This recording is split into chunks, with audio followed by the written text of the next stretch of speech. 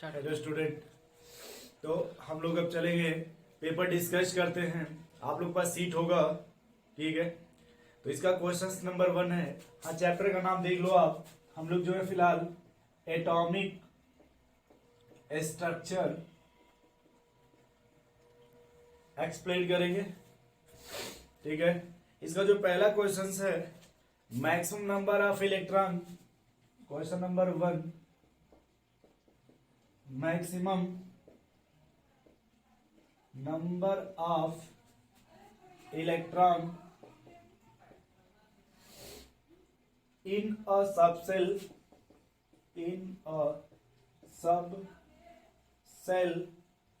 of an atom is determined by the following, is determined by the following। तो जो पहला option है, first option आप देखो, ए बी सी डी।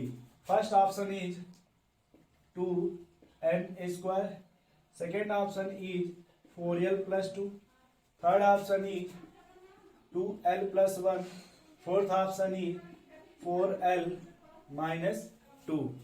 अब हम लोग देखिए यहाँ फिलहाल पहले क्वेश्चंस को देखते हैं कि हमारा जो क्वेश्चंस ये पहले है सब सेल, उसके बाद क्या है मैक्सिमम नंबर ऑफ इलेक्ट्रॉन।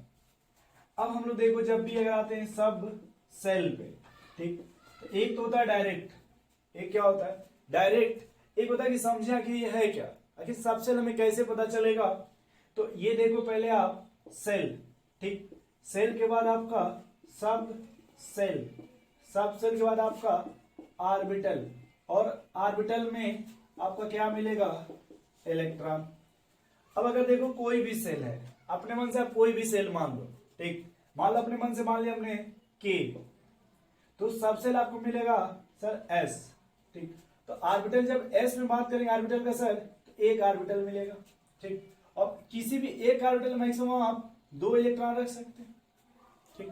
अब देखो तो यहां पे हम जब पढ़ेंगे प्रिंसिपल क्वांटम नंबर, ठीक, तो एक हो गया आपका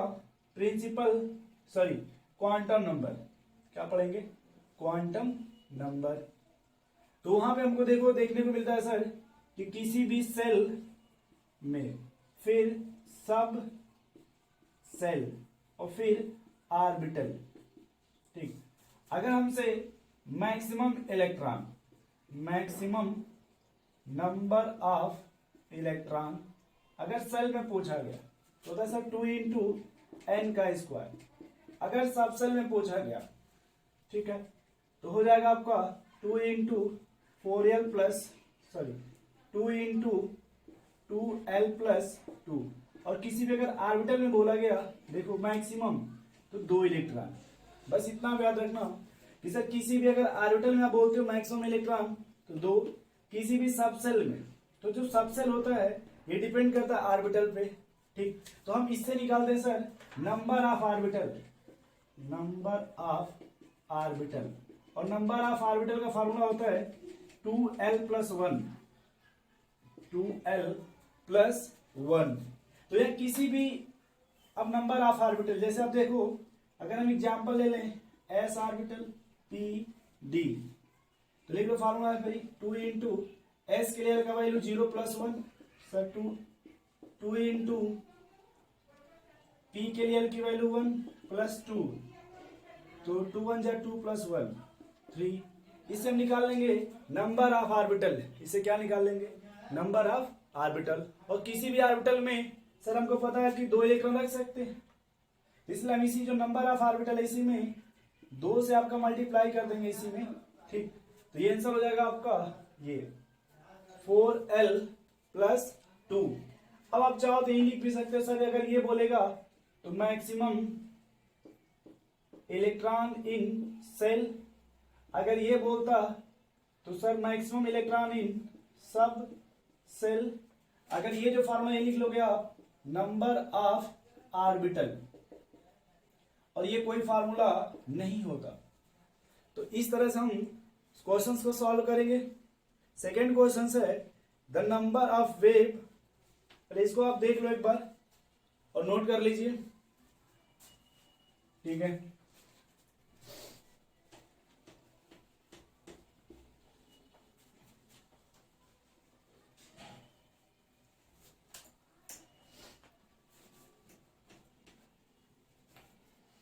तो जब भी आपको सेल बोलेगा तो आप एकदम साफ साफ लिखोगे सेल, सब सेल, फिर ऑर्बिटल, ठीक है। नेक्स्ट क्वेश्चन है the number of wave, the number of wave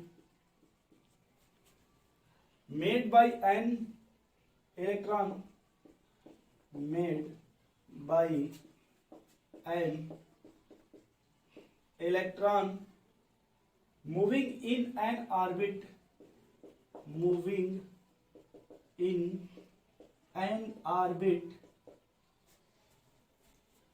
orbit having maximum magnetic quantum number, having maximum magnetic quantum number is +3, ठीक।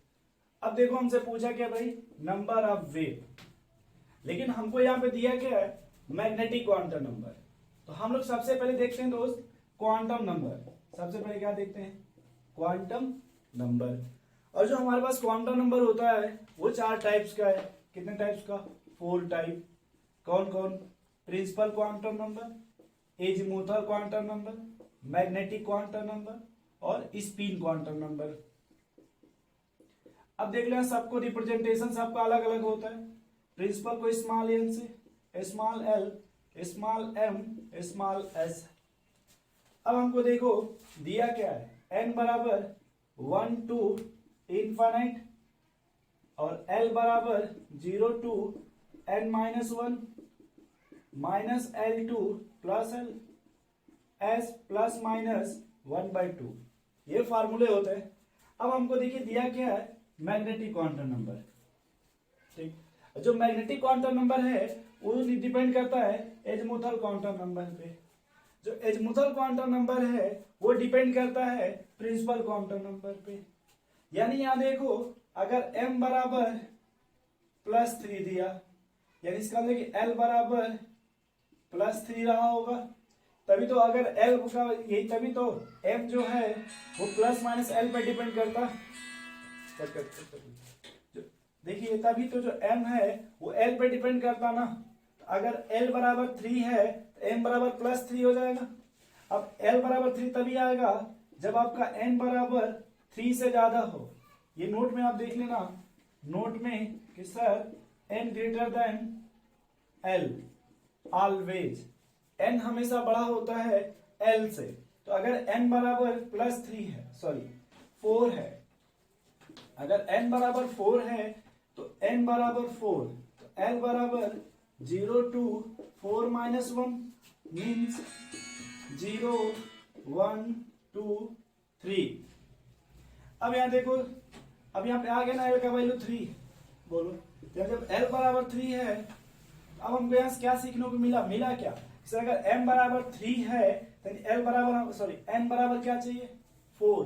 अगर m बराबर 3 है तो n बराबर हमें क्या चाहिए, 4। और जो नंबर ऑफ वेव है वो नंबर ऑफ सेल के बराबर होता है।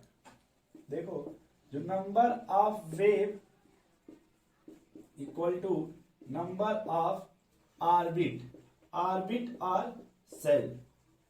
अब देखो आपका नंबर ऑफ सेल कितना आ गया भाई, यहां से 4, इसलिए वेव भी कितना हो जाएगा, 4। अब अपना क्वेश्चन का ऑप्शन देख लीजिए,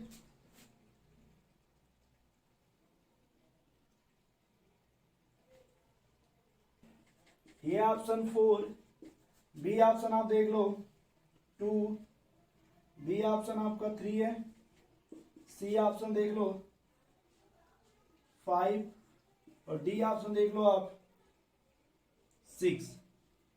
तो इस तरह से जो है आपका number of wave equal to number of shell, number of wave equal to number of shell. ठीक है, इसलिए आपका जो सेल है वो फोर्थ, इसलिए नंबर ऑफ वेव भी कितना हो जाएगा, फोर्थ हो जाएगा। ठीक है, तो यहां जो उसने क्वेश्चंस में दिया था मैग्नेटिक क्वांटम नंबर, तो आपको चेक करना चाहते हैं क्वेश्चंस के थ्रू कि आपको ये चारों क्वांटम नंबर मीन चारों फार्मूले याद है या नहीं है। अगर ये n पता है, l पता है, ये पता है, तो आप इससे वो निकाल लोगे। ठीक है, नोट कर लीजिए इसको, फिर हम लोग नए क्वेश्चंस पे चलते हैं भाई। नोट कर लीजिए इसको, तब तक हम ऊपर का मिटा दें।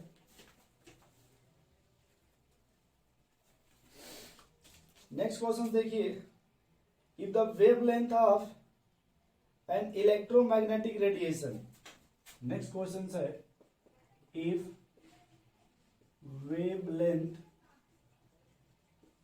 of an electromagnetic radiation, electromagnetic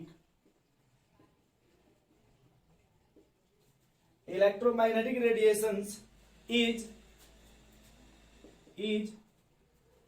2000 angstrom. हम लोगों से पूछा है what is its energy, what is its energy in erg. अब हम लोग इसको रिमूव कर देते हैं, क्योंकि आप लोग इस क्वेश्चंस को नोट कर लिए होंगे। ठीक है,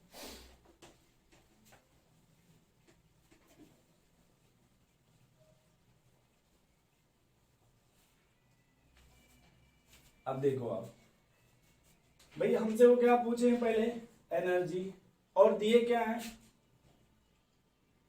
इलेक्ट्रोमैग्नेटिक वेवलेंथ, यानी क्वेश्चंस में क्या दिया, लैम्डा। हमें दिया क्या है, सॉरी लैम्डा दिया, गिवन, लैम्डा गिवन, और क्या पूछ रहा है भाई, एनर्जी। तो हम पहले ये देखेंगे कि हमारे पास आखिर कोई एनर्जी और लैम्डा का रिलेशन है। हम सबसे पहले क्या देखते हैं कि हमारे पास कोई भी एनर्जी और लैम्डा का इक्वेशन, तो ये देखो, एक होता है E बराबर एच न्यू, ठीक, फिर ए बराबर न्यू के जगह न्यू बराबर होता है सी बाई लैम्डा, तो यहां रख देंगे सी बाई लैम्डा। ये जब फ्रीक्वेंसी आप पढ़ोगे तो वहां पे मिलेगा फ्रीक्वेंसी बराबर होता है सी बाई लैम्डा। ठीक है, अब देखो यहाँ पे, अब यहाँ पे डिपेंड ये करता है सर कि अगर हम थोड़ा सा यहाँ देखेंगे यूनिट का, यूनिट मैटर करता है, यूनिट। अगर हम एच की वैल्यू, इसको हम बोलते हैं प्लैंक कांस्टेंट, प्लैंक कांस्टेंट। ठीक, अब ये जो प्लैंक कांस्टेंट है, अगर अर्ग में चाहिए उस तरह से अगर जूल में लेते हैं 6.6 इंटू 10⁻34 जूल पर सेकेंड होता है, बट अगर अर्ग में लेंगे तो 6.6 इंटू 10⁻27 अर्ग मिलेंगे तब। और अगर यही सी, अगर ये 3 इंटू 10⁸ मीटर पर सेकेंड MKS में होता है, बट अगर इसको जब अर्ग में लेना तो CGS में लेना पड़ेगा 3 इंटू 10⁻10 सेंटीमीटर पर सेकेंड। उसी तरह से वेवलेंथ लैम्डा, अब अगर हमको वो MKS में लेते हैं तो इतना एंगस्ट्रॉम होता, बट हम उसको लेना पड़ेगा नैनोमीटर में या फिर सेंटीमीटर में ले लीजिए, किस में ले लीजिए उसको, सेंटीमीटर में, तो वो हो जाएगा लैम्डा बराबर इंटू 10⁻−8 सेंटीमीटर पर सेकेंड। क्योंकि यहाँ पे सीजीएस लेना है तो ये सेंटीमीटर में लेना होगा, तो ये वैल्यू यहाँ पुट कर दीजिए 6.6 इंटू 10⁻27 3 इंटू 10⁻10 अपॉन इंटू 10⁻−8। ठीक है, अब देखो यहाँ पे कट पीट कैसे करोगे आप क्वेश्चंस को कम टाइम में जब आपको सॉल्व करना है। सर ये 10⁻3 होगा और 10⁻−8 यहां से बचेगा आपका 10⁻−5, तो नेक्स्ट लिख लेंगे 2 इंटू 10⁻−5, क्योंकि इसको हम लिख सकते हैं 10⁻3, बोलो भैया, और ये 3 और ये हो जाएगा -5, और इसे ऊपर देख लो ये 27 उधर लेके जाएंगे तो रुक जाओ, पहले ऐसे ही देख लो, 10 के पावर 17 माइनस, अब ये 6 और ये अप्रॉक्स देखे तो 9 के अप्रॉक्स हो जाएगा। बोलो भाई, अप्रॉक्स अगर देखा जाए तो 9 के अप्रॉक्स हो जाएगा। बोलिए, ठीक, रुक जाइए, 9 नहीं होगा, 6.6 है ना, और 3 ऐसे कर लीजिए, 3 6 18 और 3 6 18 और 1 19 पॉइंट समथिंग। तो इसको जब सॉल्व करेंगे 2 से तो 2 9 जा 18 यानी 9 पॉइंट, अच्छा 9 पॉइंट छोड़ देते, ठीक। ये 10 पावर -5 है ना, अगर -5 ऊपर चला जाएगा तो प्लस हो जाएगा, तो जब प्लस हो जाएगा तो हो जाएगा 10 के पावर -17 इंटू 10 पावर -+5, यानी ये बचेगा आपका 9 इंटू 10 के पावर, इसको कर लो 12, और किस में आंसर चाहिए, अर्ग में, ये ऐसे हो जाएगा। तो यहां पे इस क्वेश्चन में आपको यूनिट कन्वर्जन पता होना चाहिए। अगर आपको यूनिट कन्वर्जन कंफर्म पता है और ये रिलेशंस पता है कि भाई अगर हमको मान लो लैम्डा दे दिया और एनर्जी दे दिया, अब देख लो भैया, तो इस तरह क्वेश्चंस में एग्जाम में टाइम तो बहुत कम होता है, 1 मिनट में सॉल्व करना होता है, तो उसी 1 मिनट आप ये देखोगे कि भाई हमें क्या दिया है और क्या पूछ रहा है, और उस तरह का हम कौन सा रिलेशन ब्रेन में याद है, फटाफट रिलेशन सोचोगे, क्वेश्चंस में टाइम नहीं लगेगा। कटपीट करते समय, डाटा लिखते समय ध्यान रखिएगा यूनिट का, अगर यूनिट आप यहाँ कहीं भी मिस कर देंगे तो फिर आंसर नहीं आएगा, नोट करिए इसको।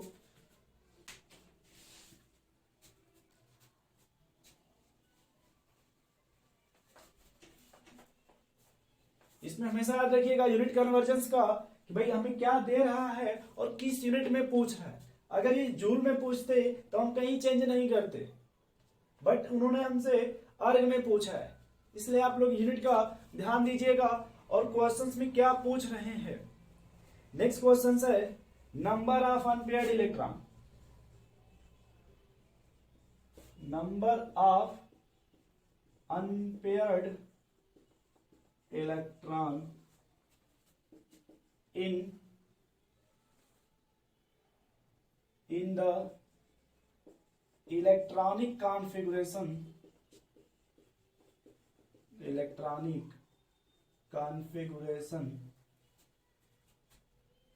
1s2 2s2 1s2 2s2 2p4, ठीक। अब थोड़ा सा मिटा लेते हैं यहां पे,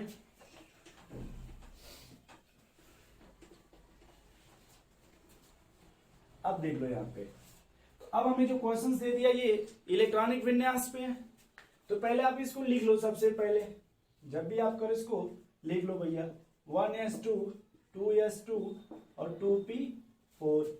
अब देखो हमसे जब इसको एस वाला, हमने पहले जब थोड़ी देर पहले भी क्वेश्चन आया था, पहला वाला क्वेश्चन, तो हमने ये बता नहीं, second question number of waves, तो हमने कहा अगर 1s2 है सर एस में आपका ये ऑर्बिटल होगा, यहाँ भी एस में ये ऑर्बिटल होगा, बट सर जो पी सब सेल होगा उसमें 3 ऑर्बिटल होते हैं, पी सब सेल उसमें 3 ऑर्बिटल।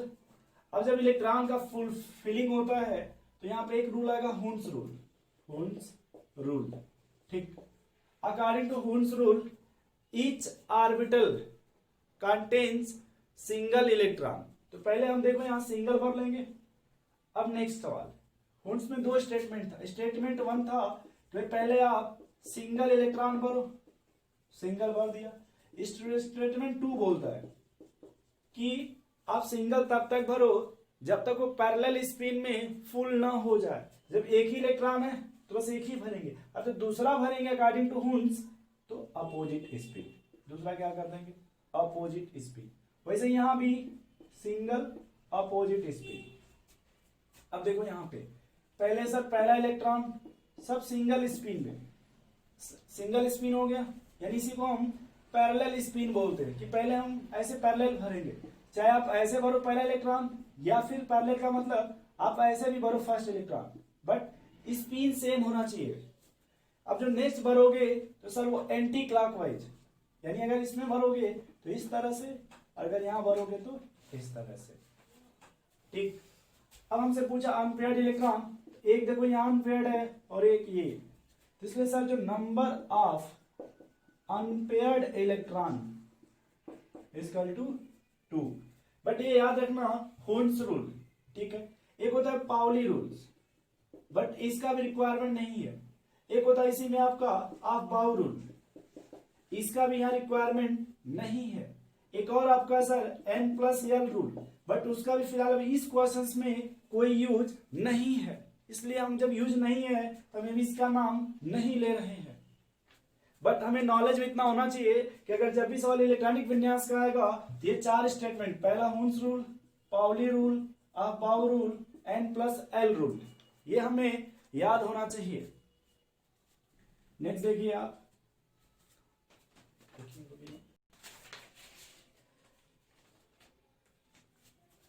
नेक्स्ट क्वेश्चन है which one of the following set of quantum number, which one of the following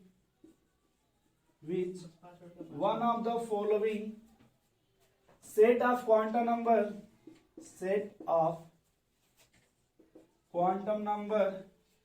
is not possible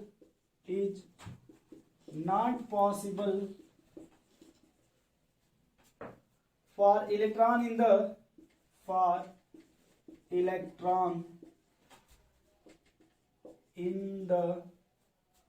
ground state of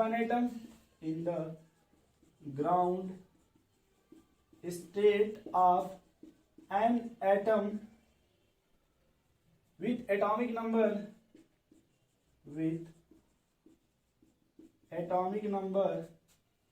19।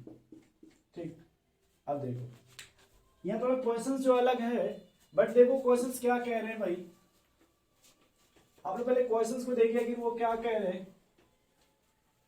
देखिए उन्होंने कोई क्वेश्चंस दिया है जिसका एटॉमिक नंबर उन्होंने कितना दिया भाई, 19, ठीक। और हमसे पूछा क्या, set of quantum number not possible, ये है नॉट। तो पहले हम 19 पे आते हैं भाई, 19, और ये होता किसका, पोटेशियम का, इतना तो पता है ना। अब इलेक्ट्रॉनिक विन्यास जब लिखिएगा तो 1s2 2s2 2p6 3s2 3p6 4s1, ये होता है इलेक्ट्रॉनिक कॉन्फ़िगरेशन। अब अगर हम बात करते हैं क्वांटम नंबर का, ठीक, तो सर ये 4 टाइप का होता है, principal, azimuthal, magnetic quantum number, spin quantum number, ठीक है। अब देखो सर अगर यहां पे देखा जाए तो n बराबर 1 पहले, n बराबर 2, n बराबर 2, n बराबर 3, n बराबर 3 और n बराबर 4, तो ये n का वैल्यू हो गया। अब ये देखो थोड़ा सा सर, s के लिए l की वैल्यू 0, p के लिए l का वैल्यू 1, d के लिए l का वैल्यू 2, f के लिए l का वैल्यू 3। अगर s ऑर्बिटल है, s ऑर्बिटल, ये ऑर्बिटल है और ये l की वैल्यू होती है, ठीक। अगर s ऑर्बिटल है तो l बराबर, ये देखो यहाँ पे l बराबर 0, l बराबर 0, l बराबर 1, l बराबर 0, l बराबर 1, l बराबर 0। अब अपना कोई भी सेट आप देख लो कि कौन इसमें फॉलो नहीं कर रहा है, नॉट पूछा ना। अब हम थोड़ा अपना ऑप्शन लिख लेते हैं, ठीक। अब अपना ऑप्शन एक बार देख लो। पहला ऑप्शन है भैया, फर्स्ट ऑप्शन, n बराबर 2, l बराबर 0। अच्छा m भी है क्या, रुक जा। अब देखो हमने जब क्वांटम नंबर बताया इसके बाद पहले तो हमने कहा कि l बराबर l बराबर 0 to n-1, बट m बराबर प्लस माइनस l, यानी अगर यहाँ l बराबर 0 तो m बराबर 0, अगर l बराबर 0 तो सर यहाँ भी m बराबर 0। देखो ऐसे, अगर l बराबर 1 तो m बराबर +-1, l बराबर 0 देन 0, m बराबर +-1 और m बराबर 0। ये देखो अकॉर्डिंग टू क्वांटम नंबर, ठीक है ना, एजीमुथल और मैग्नेटिक। तो यहाँ पे देखो सर, अब आप अपना ऑप्शंस देख लो। मैं क्वेश्चंस मिटा दे रहा हूं, ठीक। कह रहा नॉट पॉसिबल, क्वेश्चन यही है नॉट पॉसिबल। तो फटाफट मिला लो पहला ऑप्शन, अगर n बराबर 2, l बराबर 0, m बराबर 0, मिला लो कोई ऑप्शन है कि नहीं। सेकेंड ऑप्शन m बराबर 2, l बराबर 1, m बराबर 0। थर्ड ऑप्शन n बराबर 3,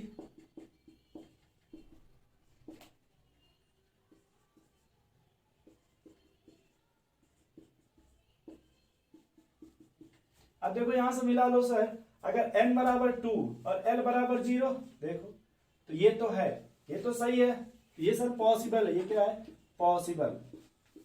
दूसरा देखो n बराबर 2, l बराबर 1, अगर n बराबर 2, l बराबर 1, तो यहां देखो जो m बराबर होता है इसमें m बराबर -1, 0, +1, ये पूरा पॉसिबल है ना। जब ये पूरा पॉसिबल है तो सर ये भी पॉसिबल है, ये भी क्या है पॉसिबल है। नेक्स्ट देख लो ये भी, सर ये भी पॉसिबल है ना -1। अच्छा n बराबर 3 देख लो और l बराबर 1, ये हो गया ना।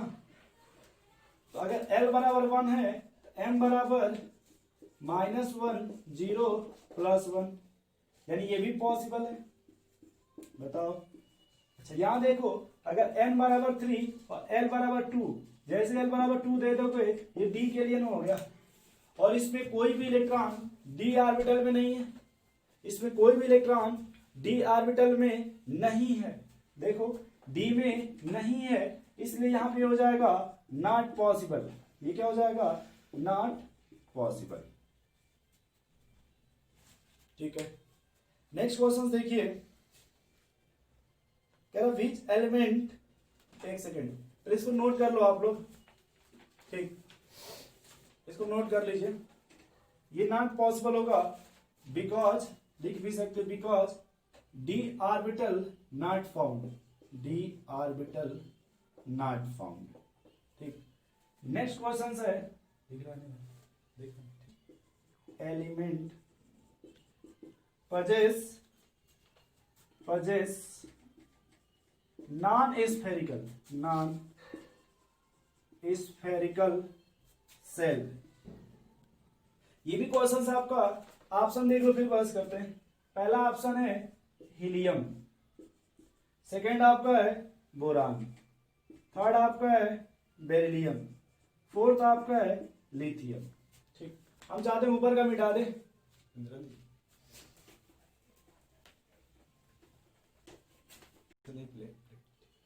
अब देखो यहां पे यार थोड़ा सा हम लोग थोड़ा सा शेप के बारे में सोचते हैं ना, शेप, ठीक। तो जो शेप का इंफॉर्मेशन होता है, आप देखो आपने नाम सुना होगा principal quantum number, azimuthal quantum number, magnetic quantum number, spin quantum number. जो प्रिंसिपल है वो एनर्जी और साइज का इंफॉर्मेशन देता है, ये आपका शेप, ये आपका ओरिएंटेशन, और ये आपका स्पीड। ये इंफॉर्मेशन हमको इन क्वांटम नंबर से पूछता है, मिलता है। अब शेप देखो, यहां पे आ जाते हैं हम शेप पे। अगर l बराबर 0 होता है, किसके लिए भैया, देखो s के लिए l बराबर 0, और 0 होता है स्फेरिकल, क्या होता है स्फेरिकल। p के लिए l बराबर 1 का मतलब होता है डम्बल, डम्बल, ठीक। अगर d है, d के लिए l बराबर 2, यानी ये डबल डम्बल, डबल डम्बल, ठीक। f के लिए, f का छोड़ो। अब देखो अगर स्फेरिकल आपका है तो देखो वो स्फीयर ऐसे हो जाएगा, डम्बल है तो ऐसे डम्बल, और d है इसमें 2 टाइप्स होता है, एक्सियल नॉन एक्सियल, बट फिलहाल अभी ऐसे बना लेते हैं, एक इस तरह से और एक इस तरह से, और एक होता है dz स्क्वायर। बट हमें जो फोकस करना, क्वेश्चन से फोकस करते हैं। पहले हमसे बोला कौन सा नॉन स्फेरिकल है, यानी पहले स्फेरिकल कौन होगा ये खोज लेते हैं सर, यानी जहां पे s होगा, जहां पे क्या होगा s। तो अगर हम इलेक्ट्रॉनिक विन्यास लिखा जाए सबका, पहले देख लो कहां पे s है, कहां पे s नहीं है, ठीक। तो देखो हीलियम के लिए सर 1s2, और यहां पे अगर s आ गया तो ये आपका स्फेरिकल हो गया, ये आपका स्फेरिकल। नेक्स्ट आपका अगर दूसरा देखें बोरान का 1s2 2s2 2p1, तो यहाँ पर देखो दोनों आ गया ना, s और p, डम्बल भी है यानी नॉन स्फेरिकल, क्योंकि यहाँ पे p भी आ गया ना, तो जब p आ गया तो ये स्फेरिकल भी है प्लस नॉन स्फेरिकल भी है, p वाला। नेक्स्ट आपका देखो बेरिलियम है Be, ये 1s2 2s2, अगर दोनों s है तो ये हो गया आपका स्फेरिकल, ये क्या हो गया स्फेरिकल। नेक्स्ट देखो लिथियम आपका 4 1s2 2s1, यानी यहाँ भी s है तो ये भी आपका क्या हो गया स्फेरिकल, क्या हो गया भाई स्फेरिकल ना। अब हमसे पूछा which of the following is non spherical shells, तो ये देखो यहीं पे एक जो आपका बोरान है इसी के पास एक p है, और p का मतलब हो गया डम्बल, यानी ये नॉन स्फेरिकल होता है, ठीक है। तो जब भी अगर इस तरह के क्वेश्चंस आते हैं तो आप उसको ध्यान से देखिए कि हमें वो क्या पूछ रहे हैं, और फिर जैसे बोलते हैं कि स्फेरिकल नॉन स्फेरिकल, सीधे आप आ जाओ क्वांटम नंबर पे, सीधे यहाँ पे, इसके हेल्प से आप इस क्वेश्चंस को आसानी से कर लेंगे, ठीक है। Thank you.